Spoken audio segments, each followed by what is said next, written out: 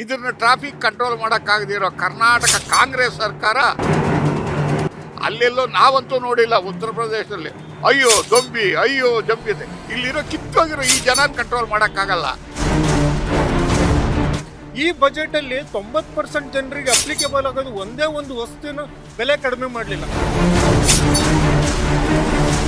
ಯಲಹಂಕದಿಂದ ಬಂದ್ವಿ. ಈಗ ಮಧ್ಯಾಹ್ನ 1:15 ಬಿಟ್ಟವರು ಅಮ್ಮಮ್ಮ ಅಂದರೆ ಒಂದು 5 ಕಿಲೋಮೀಟ್ರನ್ನ ನಾವು ಇಲ್ಲಿ ಬರೋಕ್ಕೆ 3.5 ಗಂಟೆ ತಗೊಂಡಿದೆ. ಇದನ್ನ ಟ್ರಾಫಿಕ್ ಕಂಟ್ರೋಲ್ ಮಾಡೋಕ್ಕಾಗದಿರೋ ಕರ್ನಾಟಕ ಕಾಂಗ್ರೆಸ್ ಸರ್ಕಾರ ಅಲ್ಲೆಲ್ಲೋ ನಾವಂತೂ ನೋಡಿಲ್ಲ. ಉತ್ತರ ಪ್ರದೇಶದಲ್ಲಿ ಅಯ್ಯೋ ದೊಂಬಿ ಅಯ್ಯೋ ಜಂಬಿದೆ. ಇಲ್ಲಿರೋ ಕಿತ್ತೋಗಿರೋ ಈ ಜನ ಕಂಟ್ರೋಲ್ ಮಾಡೋಕ್ಕಾಗಲ್ಲ. ಇನ್ನು ಅವ್ರನ್ನ ಮಾಡಿ ಏನು ಪ್ರಯೋಜನ? ನಾವು ಆ ಪಕ್ಷ ಈ ಪಕ್ಷ ಅಲ್ಲ, ಜನಗಳ ಬಗ್ಗೆ ಹೇಳ್ತಾ ಇರೋ ರೀಸನ್ನು. ಮೆಟ್ರೋ ರೇಟ್ ಏನಾಗಿದೆ, ನಾವು ಓಡಾಡ್ತಾ ಇಲ್ಲ, ನಮ್ಗಳಿಗೆ ಅದ್ರ ಬಗ್ಗೆ ಗೊತ್ತಿಲ್ಲ. ಗೊತ್ತಿದ್ದೇ ಮಿಸ್ಗೈಡ್ ಮಾಡಿದ್ರೆ ತಪ್ಪಾಗುತ್ತೆ. ನಾವೆಲ್ಲ ವೆಹಿಕಲ್ಗಳಲ್ಲಿ ಭಯಂಕರ. ಇವಾಗ ನಾವು ಬಂದಿರೋ ಊಟ ಮಾಡಿಲ್ಲ ಸಾಹೇಬ್ರು. ಈಗಲೂ ಇನ್ನು ಅಲ್ಲಿಂದ ಬಂದು ಇವಾಗ ಅಲ್ಲಿ ಕೂತಿದ್ದೀವಿ. 1:10 ಬಿಟ್ಟವರು ಯಲಹಂಕದಿಂದ ಆಚೆ ಇಲ್ಲಿಗೆ ಬರೋಷ್ಟೊತ್ತಿಗೆ ಇಷ್ಟೊತ್ತಾಗಿದೆ. ಅಂದರೆ ಅಷ್ಟು ಕುಲುಗೆಟ್ಟೋಗಿದೆ. ಎಲ್ಲೂ ಹೆಜ್ಜೆ ಇಕ್ಕಾಗಿ ನಡ್ಕೊಂಬಂದ್ಬಿಡ್ಬೋದಾಯ್ತು. ಲೆಕ್ಕ ಕಾಲ ಮೇಲೆ ಹಿಂಗೆ ಇಟ್ಕೊಂಡು ಬಂದಿರೋದು ಅಷ್ಟೇ ಲೆಕ್ಕ. ಏನು ದರಿದ್ರ ಸರ್ಕಾರಗಳು. ಹೋಗಿ ಸರ್, ಇದು ಮಾತಾಡೋಕ್ಕೆ ಬೇಜಾರುಗಳು.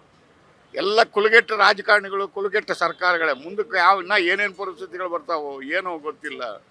ದೇವ್ರಿಗೆ ಗೊತ್ತಾಗಬೇಕು. ಎಲ್ಲ ಸತ್ತೋಗ್ಬಿಟ್ರೆ ಒಳ್ಳೇದು, ಉತ್ತಮರು. ಹೆಂಗೆ ಹುಡುಗರುಗಳು ಬರ್ತಾರೆ ಅಷ್ಟು ಮಾತ್ರ ಹೇಳ್ಬೋದು ಅಷ್ಟೇ. ಬೇರೆ ಹೇಳಕ್ಕೆ ಬೇಜಾರು. ಎಲ್ಲ ದರೋಡೆ ಕೋರಿದೆ. ನಾವು ಆ ಪಕ್ಷ ಈ ಪಕ್ಷ ಎಲ್ಲರೂ ದರೋಡೆ. ಎಲ್ಲರೂ ರಾಜಕಾರಣಿಗಳೆಲ್ಲ ಕಳ್ರೆ ಹೋಗಿ ಜನ ಅಂತ ಹೇಳಿ ಫಸ್ಟ್ ನಾವು ಅವ್ರ ಬಗ್ಗೆ ಜನಗಳ ಬಗ್ಗೆ ಯಾಕೆ ಹೇಳಬೇಕು? ಇರೋದು ಹೇಳಬೇಕು.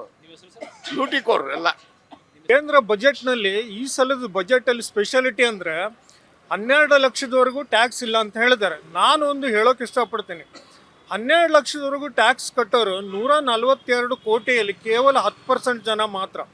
10% ಜನ ಮಾತ್ರ ಇನ್ಕಮ್ ಟ್ಯಾಕ್ಸ್ ಕಟ್ಟೋ ಒಂದು ದೇಶದಲ್ಲಿ ಈ ಬಜೆಟಿಂದ ಕೇವಲ 10% ಜನರಿಗೆ ಮಾತ್ರ ಉಪಯೋಗ ಆಗಿದೆ. ಉಳಿದಿದ್ದು 90% ಜನ ದೇಶದ ಒಟ್ಟು ಟ್ಯಾಕ್ಸ್ನಲ್ಲಿ 60% ಕಟ್ತಾರೆ. ನಾವು ತಗೊಳ್ಳೋ ಒಂದು ಕಾಫಿ, ಟೀ ಇರ್ಬೋದು, ಪೆಟ್ರೋಲ್ ಇರ್ಬೋದು, ಡೀಸೆಲ್ ಇರ್ಬೋದು, ಗಾಡಿ ಪರ್ಚೇಸ್ ಮಾಡಿದ್ದಿರ್ಬೋದು, ಪ್ರತಿಯೊಂದರಲ್ಲೂ ನಾವು ಸರ್ವಿಸ್ ಟ್ಯಾಕ್ಸ್ ಕಟ್ತೀವಿ, ಎಲ್ಲ ಕಟ್ತೀವಿ, ಬೇರೆ ಬೇರೆ ಟ್ಯಾಕ್ಸ್ ಕಟ್ತೀವಿ. ಒಟ್ಟು ದೇಶದ ಟ್ಯಾಕ್ಸಲ್ಲಿ 60% ಟ್ಯಾಕ್ಸು 90% ಜನಸಾಮಾನ್ಯರಿಂದ ಹೋಗ್ತೈತಿ. ಇವರು ಇನ್ಕಮ್ ಟ್ಯಾಕ್ಸ್ ಕಟ್ಟೋದಿಲ್ಲ, ಆದರೆ ಉಳಿದಿದ್ದೆಲ್ಲ ಟ್ಯಾಕ್ಸ್ ಕಟ್ತಾರೆ. ಈ ಬಜೆಟಲ್ಲಿ 90% ಜನರಿಗೆ ಅಪ್ಲಿಕೇಬಲ್ ಆಗೋದು ಒಂದೇ ಒಂದು ವಸ್ತುವಿನ ಬೆಲೆ ಕಡಿಮೆ ಮಾಡಲಿಲ್ಲ. ಕೇವಲ 12 ಲಕ್ಷದವರೆಗೂ ಇನ್ಕಮ್ ಟ್ಯಾಕ್ಸ್ ರಿಬೇಟ್ ಅಂತ ಹೇಳಿ ಕೇವಲ 10% ಜನರಿಗೆ ಉಪಯೋಗ ಆಗೋದು ಮಾತ್ರ ಮಾಡಿದ್ದಾರೆ. ಸನ್ಮಾನ್ಯ ಶ್ರೀ ದೇವೇಗೌಡರು ಹೇಳ್ತಾರೆ ಎಲ್ಲ ಜನರಿಗೂ ಉಪಯೋಗ ಆಗಿದೆ ಬಜೆಟ್ ಅಂತ ಹೇಳ್ತಾರೆ. ಬಜೆಟಿಂದ 10% ಜನರಿಗೆ ಉಪಯೋಗ ಆಗಿದೆ. ಆರ್ ಅಶೋಕ್ ಅವರು ವಿರೋಧ ಪಕ್ಷದ ನಾಯಕರು ಹೇಳ್ತಾರೆ ಬಜೆಟಿಂದ ಎಲ್ಲ ಉಪಯೋಗ ಆಗಿದೆ. ಕೇವಲ 10% ಇನ್ಕಮ್ ಟ್ಯಾಕ್ಸ್ ಸ್ಲ್ಯಾಬಲ್ಲಿ ಬರೋರಿಗೆ ಮಾತ್ರ ಉಪಯೋಗ ಆಗಿದೆ. 90% ಜನಸಾಮಾನ್ಯರು ಉಪಯೋಗಿಸೋ ಯಾವ ವಸ್ತು ರೇಟು ಇಳಿಸ್ಲಿಲ್ಲ ಮತ್ತು ಹೆಚ್ಚು ಮಾಡಿದ್ದಾರೆ. ಇದು ಬಜೆಟಿಂದ 90% ಜನರಿಗೆ ಅನ್ಯಾಯ ಆಗಿದೆ. ಅದರಲ್ಲೂ ಇನ್ಕಮ್ ಟ್ಯಾಕ್ಸ್ ಕಟ್ಟೋದ್ರಲ್ಲಿ ಕೇಂದ್ರದಲ್ಲಿ ನಮ್ಮ ರಾಜ್ಯ 2ನೇ ಸ್ಥಾನ ಇಡೀ ದೇಶಕ್ಕೆ. ನಮಗೆ ಬಜೆಟಲ್ಲಿ ಎಷ್ಟು ಕೊಟ್ಟಿದ್ದಾರಲ್ಲ ಅದ್ರ 5 ಪಟ್ಟು ಗುಜರಾತಿಗೆ ಕೊಟ್ಟಿದ್ದಾರೆ. ಈ ದೇಶದ ಅತಿ ಹೆಚ್ಚು ಟ್ಯಾಕ್ಸನ್ನು ಗುಜರಾತ್ ರಾಜ್ಯಕ್ಕೆ ಹೆಚ್ಚು ಕೊಡ್ತಾ ಇದ್ದಾರೆ. ನಮ್ಮ ರಾಜ್ಯ ಸೆಕೆಂಡ್ ಹೈಯೆಸ್ಟ್ ಟ್ಯಾಕ್ಸ್ ಪೇ ಮಾಡಿದ್ರು ಅತಿ ಹೆಚ್ಚು ಟ್ಯಾಕ್ಸು ಗುಜರಾತಿಗೆ ಕೊಟ್ಟಿದ್ದಾರೆ ಮತ್ತು ಬಿಹಾರ ಕೊಟ್ಟಿದ್ದಾರೆ. ಬಿಹಾರ ನಮ್ಮ ಕರ್ನಾಟಕ ಥರನೇ ರಾಜ್ಯ, ಆದರೆ ನಮ್ಮ 3 ಪಟ್ಟು ಅದಕ್ಕೆ ಅನುದಾನ ಕೊಟ್ಟಿದ್ದಾರೆ ಟ್ಯಾಕ್ಸಲ್ಲಿ. ಇದು ನಿಜವಾಗ್ಲೂ ಅನ್ಯಾಯ. ಕೇಂದ್ರ ಸರ್ಕಾರ ತನ್ನ ಕುರ್ಚಿ ಉಳಿಸ್ಕೊಳ್ಳೋ ಸಲುವಾಗಿ ಬಿಹಾರ ರಾಜ್ಯಕ್ಕೆ ಹೆಚ್ಚು ಟ್ಯಾಕ್ಸ್ ಬೆನಿಫಿಟ್ ಕೊಡ್ತಾ ಐತಿ, ಅನುದಾನ ಕೊಡ್ತಾ ಐತಿ. ಇದು ಕನ್ನಡಿಗರಿಗೆ ಮಾಡಿದ ಅನ್ಯಾಯ. ನಮ್ಮ ಏನು MP ಗಳು ಏನು ಆರ್ಸ್ ಹೋಗಿದಾರಲ್ಲ ಅವರು ನಿಜವಾಗ್ಲೂ ಮಾತಾಡಬೇಕು. ಈಗ ಅದು ಏನು ನಮ್ಮ ರಾಜ್ಯಕ್ಕೆ ಅನ್ಯಾಯ ಆಗಿದ್ದು ಬಗ್ಗೆ ಮಾತಾಡಬೇಕು. ಈ ರೀತಿ ನಮಗೆ ಮೋದಿ ಮೋಸ ಮಾಡಬಾರ್ದು, ನಮ್ಮ ರಾಜ್ಯಕ್ಕೆ ಈ ಥರ ಅನ್ಯಾಯ ಮಾಡಬಾರ್ದು ಅಂತ ನಾನು ಹೇಳ್ತಾ ಇದ್ದೀನಿ. ಮೆಟ್ರೋ ಇವಾಗ ಏನಾಗಿದೆ, ಕೇಂದ್ರ ಮತ್ತು ರಾಜ್ಯದ ಇಬ್ಬರು 50-50% ಅನುದಾನದಲ್ಲಿ ನಡೀತಾ ಇದೆ ಮೆಟ್ರೋ. ಏನಾಗಿದೆ ಅಂದರೆ ಇವಾಗ ಸೆಂಟ್ರಲ್ ಗೌರ್ಮೆಂಟ್ ಇವರು ಆಲ್ರೆಡಿ ಇವಾಗ ಇದರಿಂದ ನಮಗೆ ಟ್ರಾಫಿಕ್ ಕಂಜೆಷನು, ಪೊಲ್ಯೂಷನ್ ಎಲ್ಲ ಆಗಿದೆ ಒಂದು ಸೈಡು. ಆದರೆ ಇವ್ರಿಗೇನಂದರೆ ಇವರು ಟ್ಯಾಕ್ಸ್ ಸ್ಟ್ರಕ್ಚರು, GST ಇವಾಗ ಮೆಟ್ರೋದಲ್ಲಿ ಏನಂದ್ರೆ ಇವ್ರಿಗೇನಂದರೆ 2 ವೀಲರಲ್ಲಿ ಕಾರಲ್ಲಿ ಓಡಾಡಿದ್ರೆ ಇವ್ರಿಗೇನಂದರೆ ಗೌರ್ಮೆಂಟಿಗೆ GST ಬರುತ್ತೆ ಇಲ್ಲೂ ಅಲ್ಲೂ.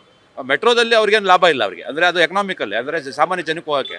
ಅದನ್ನು ಬೈ ಚಾನ್ಸ್ ಅಲ್ಲಿ ರೇಟ್ ಜಾಸ್ತಿ ಆದರೆ ತಿರ್ಗಾ ಈ 2 ವೀಲರ್ಗಳು ಪರ್ಚೇಸು, ಕಾರ್ ಪರ್ಚೇಸು ಜಾಸ್ತಿ ಆಗುತ್ತೆ, ಅವ್ರಿಗೆ GST ಬರುತ್ತೆ. ಪೆಟ್ರೋಲಲ್ಲೂ GST ಬರುತ್ತೆ. ಮೆಟ್ರೋದಲ್ಲಿ ಅವ್ರಿಗೇನು ಸಿಗಲ್ವಲ್ಲ. ಮೆಟ್ರೋದಲ್ಲಿ ಅವ್ರು ಲಾಭ ನೋಡ್ತಾ ಇದ್ದಾರೆ. ಮೆಟ್ರೋದಲ್ಲಿ ಅಂದರೆ ಅದು ಸಾರ್ವಜನಿಕ ಸಾರಿಗೆ ಮೆಟ್ರೋ. ಅದರಲ್ಲೂ ನೀವು ಲಾಭಾಂಶ ನೋಡಿಕೊಂಡು ನೀವು ಇನ್ವೆಸ್ಟ್ ಮಾಡಿರೋದೆಲ್ಲ ತಿರ್ಗಿ ವಾಪಸ್ ಬರಬೇಕು ಅಂತ ಯೋಚನೆ ಮಾಡೋದು ತಪ್ಪಾಗುತ್ತೆ. ಯಾಕಂದರೆ ಇದು ಅವರು ಮಾಡಿರೋದು ಇಂಟೆನ್ಷನ್ ಅದು. ಯಾಕಂದರೆ ಅಲ್ಲಿ ಇದು ಬಜೆಟಲ್ಲಿ ಏನು ಮಾಡಿರ್ತಾರೆ, ಎಲ್ಲೆಲ್ಲಿ GST ಬಂದಿದೆ, ಎಲ್ಲ ರೆವಿನ್ಯೂ ಬಂದಿದೆ, ಅದ್ರ ಮೇಲೆ ಅವ್ರು ಬಜೆಟ್ ಅಲೋಕೇಟ್ ಮಾಡೋದು. ಇದು ಮೆಟ್ರೋಯಿಂದ ಅವ್ರಿಗೆ ಲಾಭ ಬರ್ತಾ ಇರಲ್ಲ, ಯಾಕಂದರೆ ಫುಲ್ಲಿ ಕಂಪ್ಲೀಟ್ ಆಗಿಲ್ಲ. ಫುಲ್ಲಿ ಕಂಪ್ಲೀಟ್ ಆದಮೇಲೆ ಅವರು ನ್ಯಾಚುರಲಾಗಿ ಲಾಭ ಬರುತ್ತೆ. ಅಲ್ಲಿವರೆಗೂ ಅವ್ರು ತಾಳ್ಮೆಯಿಂದ ಕಾಯಬೇಕು, ಒಂದು ಮಾಡ್ರೇಟ್ ರೇಟಲ್ಲಿ ತೊಗೊಂಡೋಗ್ಬೇಕು. ಇಲ್ಲಿ ನಮ್ಮ ಕರ್ನಾಟಕದಿಂದ ನಾವು ಇವಾಗ 28 ಕ್ಷೇತ್ರದಲ್ಲಿ 20 ಕ್ಷೇತ್ರ ಕೊಟ್ಟಿದ್ದೀವಿ.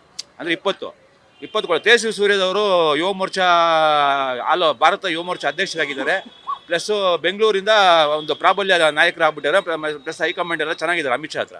ಅಂಥವ್ರು ಆ ಹುಡುಗ ಹೋಗಿ ಮಾತಾಡಬೇಕಾಯ್ತು ಪಾರ್ಲಿಮೆಂಟಲ್ಲಿ. ಮೊದಲೇ ನೀವು ಅವರು ಫೇರ್ ಪ್ರೈಸಿಂಗ್ ಕಮಿಟಿ ಅಂತ ಮಾಡಿದ್ದಾರೆ. ಏನು ಮೆಟ್ರೋದಲ್ಲಿ ಇವ್ರಿಗೆ ಕೇಂದ್ರ ಸರ್ಕಾರ ಆಗಲಿ ರಾಜ್ಯ ಸರ್ಕಾರ ಅವ್ರ ಕೈಯಲ್ಲಿ ಏನಿಲ್ಲ ಪ್ರೈಸ್ ಫಿಕ್ಸ್ ಮಾಡೋದು. ಅದೊಂದು ಕಮಿಟಿ ಅಂತ ಮಾಡಿದ್ದಾರೆ. ಅದು ನ್ಯಾಷನಲ್ ಹೈವೇ ಕ್ಲಾಸ್ ಥರ, ನ್ಯಾಷನಲ್ ಹೈವೇ ಕ್ಲಾಸ್ ಇದಿಲ್ಲ ಆ ಥರ. ಇವ್ರಿಗೇನು ಒಂದು ಸಲ ಇವ್ರು ಅವ್ರು ಬಂದು ರಿಪೋರ್ಟ್ ತೊಗೊಂಡ್ಮೇಲೆ ಅದು ಫೈನಲ್ ಅವ್ರಿಗೆ ಆ ಥರ ಅವರು ಕ್ಲಾಸ್ ಮಾಡಿಕ್ಕಿದ್ದಾರೆ. ನ್ಯಾಷನಲ್ ಹೈವೇ ಥರ ಅವರು ಕ್ಲಾಸ್ ಮಾಡಿದ್ದಾರೆ.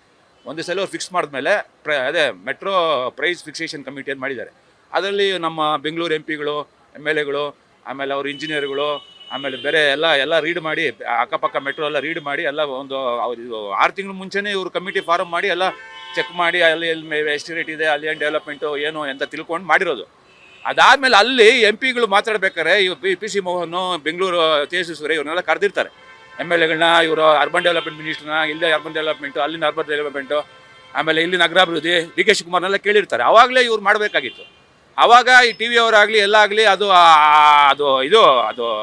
ಪ್ರೈಸ್ ಫಿಕ್ಸ್ ಮಾಡೋ ಟೈಮಲ್ಲಿ ಮಾಡಬೇಕಾಗಿತ್ತು. ಇವಾಗ ಫಿಕ್ಸ್ ಮಾಡಿದ್ಮೇಲೆ ಕಮಿಟಿ ಅವ್ರಿಗೆ ಕ್ಲಾಸ್ ಇದೆ, ಒಂದ್ಸಲಿ ಫಿಕ್ಸ್ ಮಾಡಿದ್ಮೇಲೆ ಚೇಂಜ್ ಮಾಡೋಕ್ಕಾಗಲ್ಲ.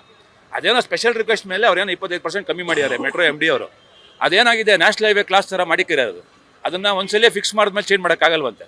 ಇವರು ಡಿಸ್ಕಷನ್ ಮಾಡ್ಬೇಕಾದ್ರೆ ಇವ್ರಿಗೆಲ್ಲ ಕರೆದಿರ್ತಾರೆ. ಆವಾಗಲೇ ಇವರು ಮಾಡಿ ಇದಪ್ಪ ಏನೋ ಜನಸಾಮಾನ್ಯರಿಗೆ ಇದು ಲಾಭ ನೋಡಬಾರ್ದು, ಜನಸಾಮಾನ್ಯ ಸಾರಿಗೆ ಬೆಂಗಳೂರು ಯಾಕಂದ್ರೆ ರೆವಿನ್ಯೂ ಕೊಡ್ತಾ ಇದೆ GST ಬೆಂಗಳೂರು.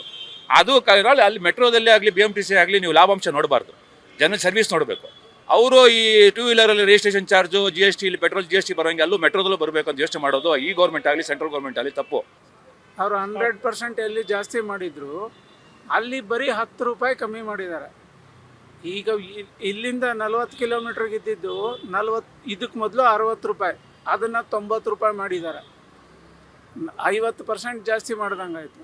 ಇವರು 10% ಕಮ್ಮಿ ಮಾಡ್ತಾರೆ. ಇದೆಲ್ಲ ಕಣ್ಣು ಒರೆಸೋದಕ್ಕೆ ಮಾಡ್ತಾರೋ, ಇದು ಗಿಮಿಕ್ ಅಷ್ಟೇ. ಇದು ಇವರು ಒಂದು ಸಾರಿ ಇಡೀ ಇಂಡಿಯಲ್ಲಿ ತಗೊಳ್ಳಿ, ಡೆಲ್ಲಿಲಿ ತಗೊಳ್ಳಿ 40 ಕಿಲೋಮೀಟ್ರಿಗೆ 60 ರೂಪಾಯಿ ಇದೆ. ಕಲ್ಕತ್ತಲ್ಲಿ ತಗೊಳ್ಳಿ, ಚೆನ್ನೈಯಲ್ಲಿ ತಗೊಳ್ಳಿ, ಇಲ್ಲ ಕೇರಳಲ್ಲಿ ತಗೊಳ್ಳಿ, ಎಲ್ಲಾದರೂ ತಗೊಳ್ರಿ 10 ರೂಪಾಯಿ ಕೂಡ ಎಕ್ಸಿಲ್ಲ. ಬೆಂಗಳೂರವ್ರು ಮಾತ್ರ ಏನಕ್ಕೆ ಬೆಂಗಳೂರವ್ರು ಮಾತ್ರ 1:1.5 ಎಕ್ಸಿದ್ದಾರೆ.